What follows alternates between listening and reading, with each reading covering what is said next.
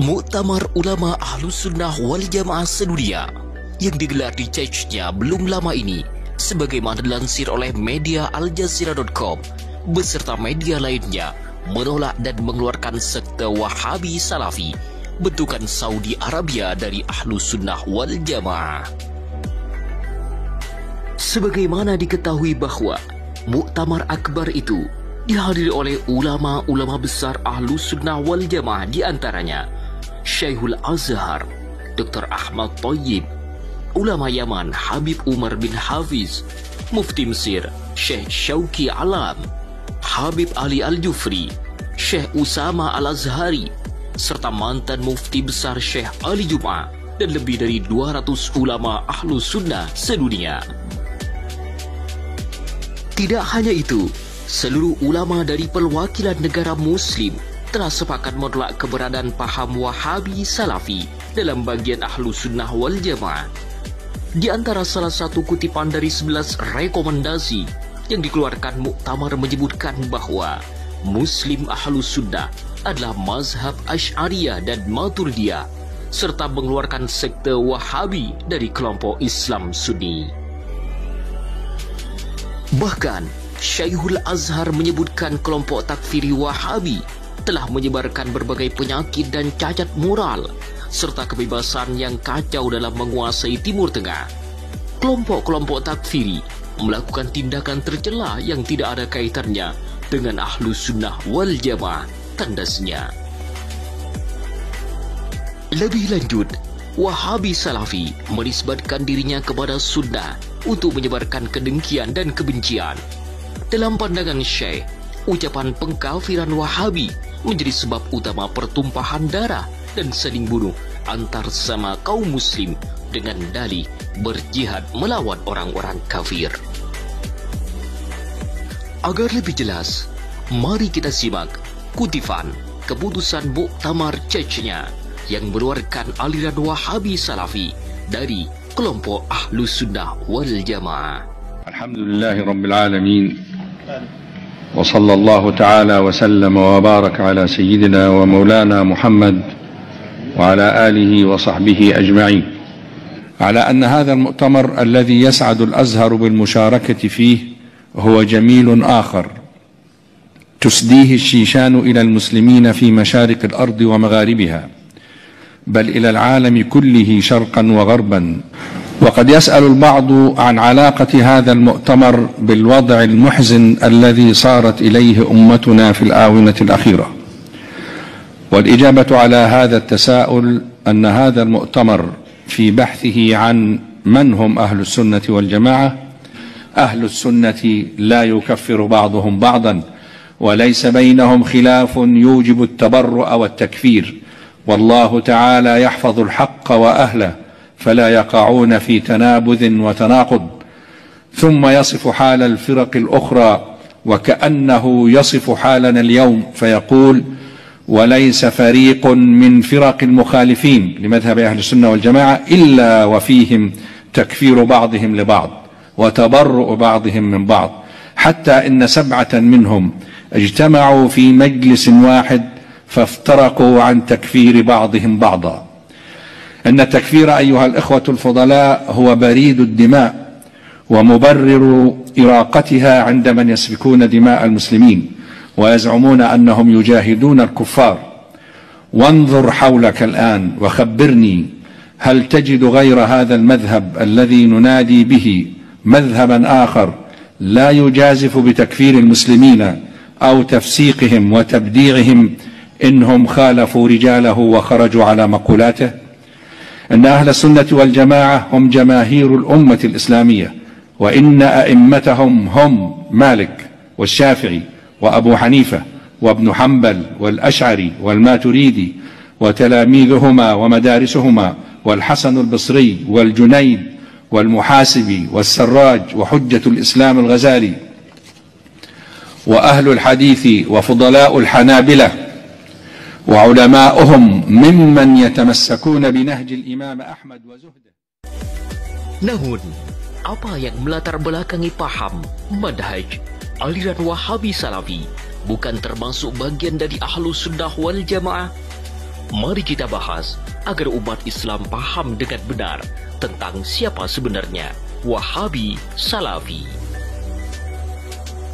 Dilansir dari media nasional gotamis.com, Muslim Moderat, Alibar.net, serta media-media besar Ahlus Sunnah wal Jamaah, berikut adalah fakta sejarah yang melatar belakangi Wahabi Salafi tidak masuk dalam paham Ahlus Sunnah wal Jamaah. Pertama, sejarah bughd Wahabi Ibnu Saud terhadap Daulah Turki Utsmani. Kekhalifahan Islam Turki Utsmani berhasil menumbangkan pasukan Muhammad Ibnu Saud tahun 1815. Akibat kekalahan itu, Ibnu Saud dan sejumlah anggota keluarganya ditawan di kota Kairo, kemudian dipindahkan ke Konstantinopel, Turki. Muhammad Ibnu Saud didakwa sebagai dalang, bughd, dan pembunuhan ribuan muslim Ahlus Sunnah wal Jamaah di Jazirah Arab. Kekejaman Ibnu Saud dalam menebarkan mazhab Wahabi Salafi telah memusnahkan ribuan nyawa kaum muslimin. Hingga pada tahun 1902, cucu Muhammad Ibnu Saud, yaitu Abdul Aziz bin Abdurrahman Ibnu Saud, berusaha untuk mengembalikan kejayaan Wahabi Salafi. Klan Saud, klan As-Sabah yang ada di Kuwait, ikut mendukung klan Saud, dan Inggris juga ikut terlibat. 2. Bersekutu dengan Barat untuk menghancurkan daulah dinasti Utsmaniyah. Wakil kerajaan Inggris, Percy Clark, membuat taktik dengan klan Saud melalui pimpinan Wahabi tanggal 13 Juni 1913. Dalam isi perjanjian yang terdokumentasi itu, seorang pemimpin Wahabi mengatakan, "Dan dengan melihat perasaan cintaku kepada kalian, aku sangat berharap hubunganku dengan kalian seperti hubungan-hubungan yang telah lama terjalin antara kalian dengan para leluhurku. Sebagaimana aku sangat berharap hubungan itu tetap terjalin baik antara aku dengan kalian." Dalam muktamar di Al-Akhir tahun 1927 Masehi atau 1341 Hijriah di distrik Ahsa, ditandatangani perjanjian resmi antar Wahabi dengan pemerintah Inggris. Dalam perjanjian itu, pimpinan Wahabi mengatakan, "Aku berikrar dan mengaku 1000 kali kepada Sir Percy Clark, wakil Britania Raya, tidak ada halangan bagiku sama sekali untuk memberikan Palestina kepada Yahudi atau yang lainnya sesuai dengan keinginan Inggris, yang mana aku tidak akan keluar dari keinginan Inggris sampai hari kiamat." Pada tahun 1953, Muhammad Ibnu Saud dan mati dan digantikan Raja Saud dan berlanjut kepada Raja Faisal. 3. Hubungan mesra antar Wahabi dan Israel. Pada Juni tahun 1967, Israel melakukan perang terbuka dengan sebagian negara-negara Timur Tengah dan mendapat dukungan Amerika dan Eropa Barat. Ketika perang berkobar, para pimpinan Wahabi menyampaikan pidato, "Wahai saudara-saudaraku, aku baru saja datang dari saudara-saudara kalian di Amerika, Britania, dan Eropa. Kalian mencintai mereka dan mereka pun mencintai kalian." Hingga pada tahun 1969, koran Washington Post mewawancarai salah satu pimpinan Wahabi.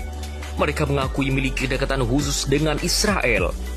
"Sungguhnya kami dengan bangsa Yahudi adalah sepupu. Kami tidak akan rela melemparkan mereka ke laut sebagaimana yang dikatakan oleh sebagian orang, melainkan kami ingin hidup bersama mereka dengan penuh kedamaian." Pakar sejarah Wahabiyah telah menemukan bukti bahwa untuk memurnikan tauhid Wahabi, diciptakanlah jargon-jargon dan propaganda kepada kaum muslimin atas perintah kerajaan Inggris.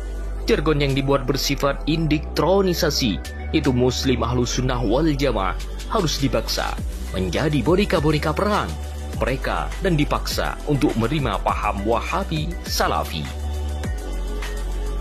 Untuk mendukung misi tauhid Wahabi Salafi ini, Inggris dan beberapa negara Eropa, Yahudi mengirimkan berbagai keperluan operasional, logistik, tentara bayaran dan instruktur-instruktur tentara militer untuk mendukung gerakan Wahabi yang dimotori oleh Muhammad ibnu Sa'ud dan Muhammad ibnu Abdul Wahhab yang melakukan pemberontakan terhadap Khalifah Turki yang sah. Tujuan mereka ialah untuk mengadu domba umat muslim dengan menebarkan mazhab Wahabi yang menurut mereka paling benar. Selain itu, mereka juga berniat mendirikan Haikal Sulaiman di tanah Al-Haramain. Namun gerakan mereka tertangkap basah oleh Khalifah Turki Ottoman. Tetapi mereka yang tertangkap membantah bila dituduh ingin merebut khilafah Turki Ottoman dan menebarkan mazhab Wahabi Salafi. Bantahan mereka disertai dengan penyebaran fitnah keji terhadap Khalifah Turki Utsmani. Mereka mengatakan, kami memberontak karena Khalifah Turki Utsmani korup, banyak bermaksiat, yang terjadi negara sudah tidak stabil. Banyak ucapan fitnah lainnya yang mereka buat untuk menghalkan cara-cara yang tidak sesuai dengan ajaran Islam dan melanggar kewajiban yang diperintahkan oleh Allah Subhanahu wa Ta'ala. Itulah sedikit fakta sejarah yang dikutip dari media-media terkenal yang menjadikan alasan kuat kenapa paham Wahabi Salafi sangat layak untuk dijauhi dan ditinggalkan. Semoga dengan dikeluarkannya fatwa dari ulama dunia ini, umat Islam tahu bahwa aliran, paham, manhaj Wahabi Salafi adalah bagian dari aliran sesat dan menyesatkan yang hukumnya wajib untuk dijauhi. Semoga tayangan ini bermanfaat kepada seluruh umat Islam Indonesia.